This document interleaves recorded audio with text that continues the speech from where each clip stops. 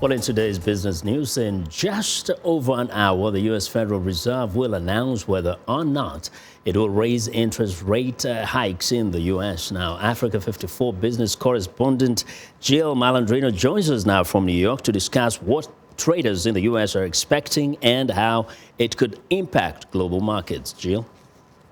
Hi. So March has been an unusually busy month with global central bankers, the Netherlands election, the Chinese Premier News Conference, G20 finance ministers meeting in Germany, and Angela Merkel's first visit with President Trump on Friday.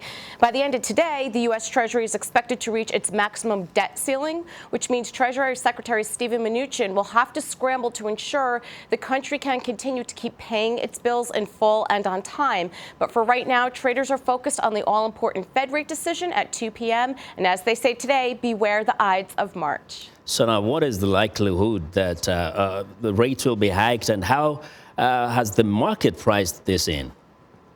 Well, following the strong employment report, traders have essentially priced in a rate hike, giving a better than even chance of 2 more rate hikes during 2017, with a small chance of a 4th increase.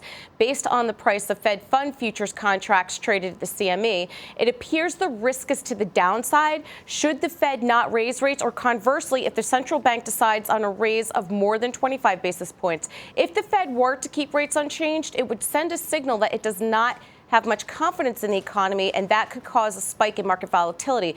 This particular meeting of the Fed will also be followed by a press conference with Chair Janet Yellen. That will be followed closely to see if we get clues about the frequency and number of future rate hikes.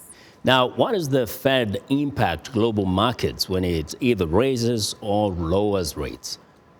Well, most importantly, it will be the beginning of the end of the super cheap money era. The Fed rate is still the most important in the world, the benchmark for the rate on every other financial asset. If that gets back to normal, then the price of everything will start to shift as well. Expect the UK and other major central banks to follow. Other things to watch are rising inflation and savings rates, as well as budget pressures on government now that the financial crisis is largely over. Also, the dollar will rise with rates. Near zero rates have been the most important factor in the global economy for a decade.